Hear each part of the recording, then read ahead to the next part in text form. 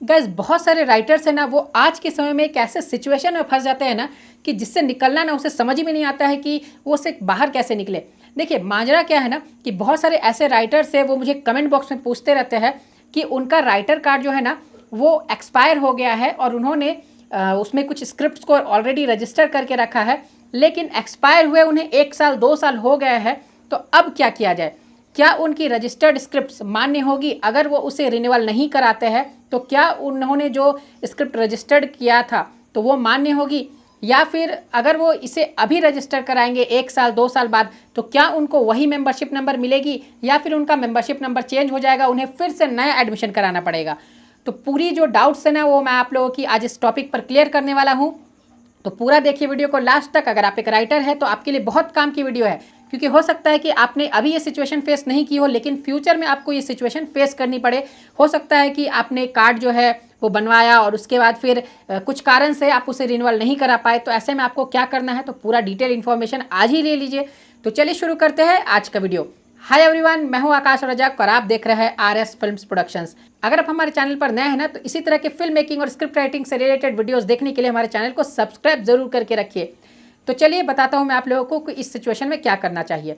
देखिए बहुत सारे राइटर्स हैं ना, वो अपने राइटर कार्ड को बनवाते हैं और बनवाने के बाद उसमें कुछ स्क्रिप्ट्स को रजिस्टर करवाते हैं, लेकिन कुछ कारणों से, हो सकता है उनके कुछ पर्सनल प्रॉब्लम्स हो, तो कुछ कारणों से ना वो उसे रिन्यूअल नहीं कराते हैं। और ऐसा किए हुए उन्हें ना, यानी उनके कार्ड को एक्सपायर हुए उन्हें लगभग 1 साल 2 साल 3 साल हो जाते हैं। अब उसके बाद जब फिर से वो अपना राइटिंग का पैशन फिर से कंटिन्यू करते हैं, वो फिर से लिखना शुरू करते हैं, या फिर वो फिर से किसी वर्क को रजिस्टर कराना चाहते हैं, तब उन्हें लगता है कि अब क्या किया जाए, अब कार्ड फिर से बनवाया जाए या फिर जो पुराना कार्ड है उसी में काम किया जाए।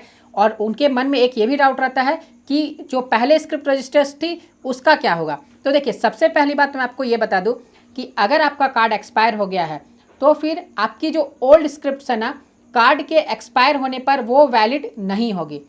अब इसमें भी एक बात यह है कि अगर आपने स्क्रिप्ट को ऑलरेडी रजिस्टर करके रखा है तो आपको उसी कार्ड को फिर से लाइव करना होगा, यानी आपको उस कार्ड को फिर से रिन्यूअल कराना होगा। भले आप 1 साल 2 साल 3 साल बाद उसे रिन्यूअल कराएं, लेकिन आपको उसे फिर से रिन्यूअल कराना होगा, तभी आपके स्क्रिप्ट जो है ना वो मान्य होगी। वरना आपका राइटर कार्ड एक बार फेल हो गया ना, वो एक्सपायर हो गई ना, तो फिर आपके स्क्रिप्ट्स की कोई वैल्यू नहीं रहेगी। आपने उसमें रजिस्टर्ड करा करके भी रखा है ना, और बीच में कुछ आपको प्रॉब्लम्स हो जाती है, किसी प्रोड्यूसर के साथ डिस्प्यूट हो जाती है, तो फिर राइटर एसोसिएशन है वो सीधा अपने हाथ खड़े कर देगा। वो बोलेगा कि आपने कार्ड को तो जिंदा करके रखा नहीं है, तो पहले आप कार्ड को लाइव कराइए। लेकिन हाँ, फ़ायदा आपका इसमें यह है कि आपने पहले रजिस्टर करा करके रखा है ना, तो आप अभी के समय में भी अगर 2 साल 3 साल बाद भी है ना, तो आप उसे दोबारा रिन्यूअल करा सकते हैं।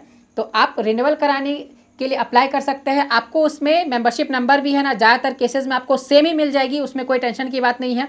बस यहाँ पर फ़र्क ये रह जाएगी ना कि आपको जो न्यू एडमिशन में जो फ़ी लगती है ना, वही फ़ी आपको रिन्यूअल चार्जेस में भी लगेंगे, यानी रिन्यूअल के भी आपको नई एडमिशन वाली फ़ी ही लगेगी। तो अगर आप चाहते हैं कि आपने जैसे पहले कोई स्क्रिप्ट को रजिस्टर करके नहीं रखा है, तो आप चाहते हैं कि सिर्फ कार्ड ही तो है, तो आप नया अगर एडमिशन लेना चाहते हैं तो आप कर सकते हैं। लेकिन अगर आपने पहले वाले कार्ड में कुछ स्क्रिप्ट्स को रजिस्टर करके रखा है तो फिर आपको उसे ही रिन्यूअल करा लेना चाहिए, सेम मेंबरशिप नंबर ले लेना चाहिए, और फ़ी तो आपको सेम पे करनी है, उसके लिए तो कोई बात है ही नहीं। तो ये छोटी सी बात है कि अगर आपको अपने स्क्रिप्ट्स को हमेशा के लिए मान्य रखना है तो आपको अपने कार्ड को जिंदा रखना पड़ेगा, लाइव रखना पड़ेगा। जैसे ही आपका कार्ड डेड हुआ ना, एक्सपायर हुआ ना, उसके बाद तो फिर आपके स्क्रिप्ट्स भी गई। लेकिन हाँ, अगर बीच में डिस्प्यूट हो जाती है, आपका कार्ड एक्सपायर हो गया, बीच में डिस्प्यूट होगी प्रोड्यूसर के पास, तो फिर आप क्या होगा, आप कार्ड को फिर से लाइव कर लेंगे ना, तो राइटर एसोसिएशन बिल्कुल आपका साथ देगी। तो इसीलिए मैं आपको कहूँगा कि जब भी आप राइटर का कार्ड बनवाते हैं ना, तो अपने कार्ड को लाइव रखिए, उसे कंटिन्यू कीजिए। देखिए 3 साल में लगभग आपको 4,000 5,000 लगते हैं, तो ये कोई बड़ी बात नहीं है। आप उसे रिन्यूअल कराते रहिए, और देखिए अगर आप कोशिश करेंगे ना तो आप बिल्कुल एक सक्सेसफुल राइटर बनेंगे। तो ये सोच करके भी कि आपको बनना है, आप उसे रिन्यूअल कराते चलिए। और अगर आप राइटर कार्ड बनवाना चाहते हैं, आप नहीं प्रोसेस कर पा रहे हैं, आपको न्यू एडमिशन लेनी है या फिर आपको रिन्यूअल कराना है, तो आप हम लोगों से भी कांटेक्ट कर सकते हैं। हम लोगों से कांटेक्ट करने के लिए आपको स्क्रीन पर दिए गए नंबर पर कांटेक्ट करना होगा। डॉक्यूमेंट्स और फी आप यहीं पर सबमिट कर दीजिए, और फिर आपको आपका राइटर कार्ड बनवा करके आपके घर तक भेज दिया जाएगा। तो कोई टेंशन की बात नहीं है, राइटर कार्ड बनाने के लिए आप हम लोगों से कांटेक्ट कर सकते हैं। तो चलिए वीडियो को लाइक कीजिए, शेयर कीजिए, चैनल को सब्सक्राइब कीजिए। फिर मिलते हैं एक नए वीडियो में, तब तक के लिए बाय बाय।